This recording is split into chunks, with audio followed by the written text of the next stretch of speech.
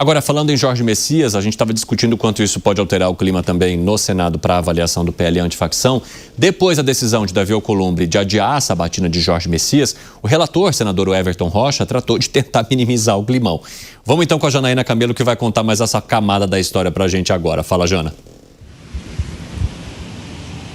Pois é, o senador Everton Rocha disse o seguinte, que o presidente Lula vai em breve se encontrar com o presidente do Senado, Davi Alcolumbre, pessoalmente, e aí vai entregar a mensagem presidencial, né, a tão esperada mensagem presidencial, porque só faltava isso ali para que oficialmente o governo federal, o Palácio do Planalto, fizesse a indicação ali de Jorge Messias, mas acabou que isso não foi feito, e aí por conta disso, então, Davi Alcolumbre se sentindo ali pressionado, tudo precisou ali adiar essa sabatina e também a análise ali no plenário. O Everton Rocha disse o seguinte, que o presidente Lula tem expectativas de acertar tudo ali com o Davi Alcolumbre, inclusive hoje o senador ele foi questionado por jornalistas e ele foi perguntado o seguinte, Jorge Messias tem votos suficientes hoje para ser aprovado no Senado? Ele respondeu apenas o seguinte, Evandro, seguramente não. A gente separou um trecho do que o senador, que é o relator ali, né, da indicação de Jorge Messias a uma vaga aqui no STF, dele falando sobre essa expectativa do encontro pessoal entre Lula e Davi Alcolumbre. Vamos ouvir. O presidente Lula me disse logo no dia de ontem que assim que ele retornar da sua viagem ao Nordeste, provavelmente quinta-feira ou sexta, enfim, ou início da semana, ele irá procurar o presidente Davi Alcolumbre, irá marcar com ele um encontro para que os dois possam, como chefe de poderes, dialogar. O presidente certamente entregará a ele a mensagem e daí estabelecer um novo calendário para que a gente possa começar a cumprir todo o rito que a Constituição e que o regimento interno do Senado Federal exige. E aí, Evandro, talvez tenha entrado um novo componente para dificultar esse caso de Jorge Messias. Essa questão do ministro Gilmar Mendes, essa decisão de hoje do ministro Gilmar Mendes, né, uma decisão monocrática, numa liminar ali, decidindo que apenas compete à PGR fazer um pedido de impeachment contra o ministro do STF. Senadores, governos estão avaliando se isso também poderia acabar complicando essa situação, no caso da indicação de Jorge Messias lá no Senado. Vamos. Valeu, Janaína, obrigado. Ô Zé Maria Trindade, o senador Everton Rocha, ele diz o seguinte, o adiamento não significa voto, não significa que o nome de Jorge Messias não seria aprovado. Dá até um tempo para o presidente Lula e o próprio Jorge Messias fazerem a construção necessária para que o nome dele seja mais palatável. Dá para, digamos, acreditar em seu Zé? Pois é, olha, o Davi Alcolumbre está igual aquela esfinge lá do conto de Sófocles, né, do Édipo Rei, que ficava na entrada das cidades, né, aquele monstro, decifra-me e eu te devoro. Nem o presidente Lula diz que não sabe o que ele quer, desconfia que não é essa história de indicação de vaga do Supremo, que é outra coisa que ninguém sabe exatamente mas que é uma repercussão bem acima da normalidade. O presidente Lula, mas o que tem de diferente? O que tem de diferente no ministro Jorge Messias? Ele tem todo o currículo, tem saber jurídico, né? Tem, enfim, ele tem todas as características e credenciais. Então, está acontecendo alguma coisa fora disso. O que não está explícito. E, para mim, tudo em política que não está explícito tem alguma coisa que ninguém quer falar porque não é republicano, né? Então, tá. Me disseram hoje, lá no Congresso Nacional, andei lá conversando, o seguinte, que é um preparativo, não é só aquela história de diretoria para o Banco do Brasil. A força aí é para as agências reguladoras. As agências foram criadas na privatização de setores importantes do governo, como de telecomunicações, água, enfim, estradas e tal. As agências foram criadas para dar força à comunidade, ao consumidor. As agências seriam cobradoras dos que ganharam a privatização. E elas estão sendo dominadas pela iniciativa privada.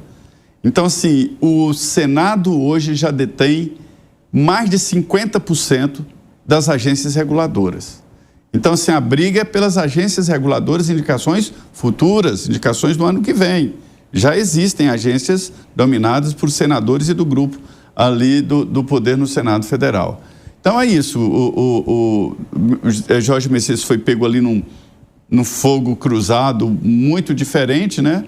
E sobre os bastidores disso aí, eu soube que o presidente Lula demorou, viajou e tal, e ele recebeu ali a indicação do Senado Federal de que já tinha votos para aprovar o Messias. O que ele não contava é que o presidente viria contra, achava-se que ele cruzaria os braços, né?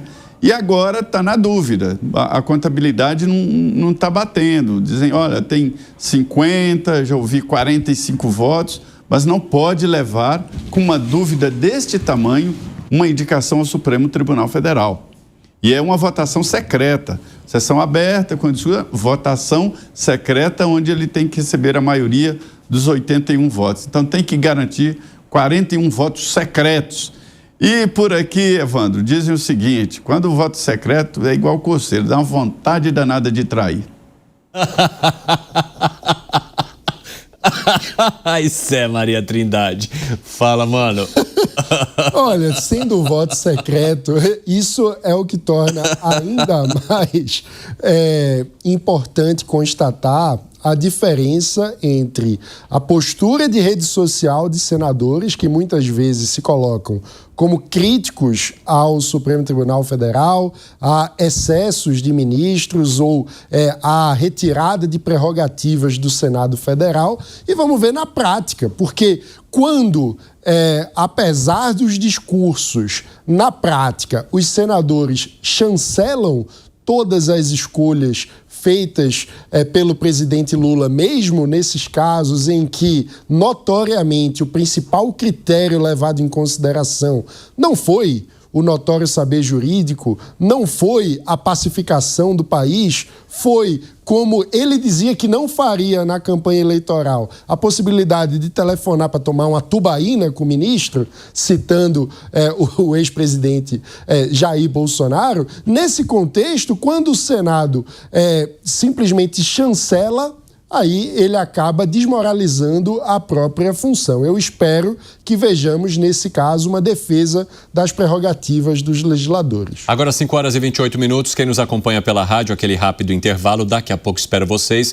Nas outras plataformas, seguimos. O Acácio Miranda, eu quero entender de você se esse recomeço, agora com a possibilidade de Lula entrar em campo, de Jorge Messias ter um prazo maior para fazer o seu beijamão, pode, digamos, mudar a sensação que tivemos na indicação anterior.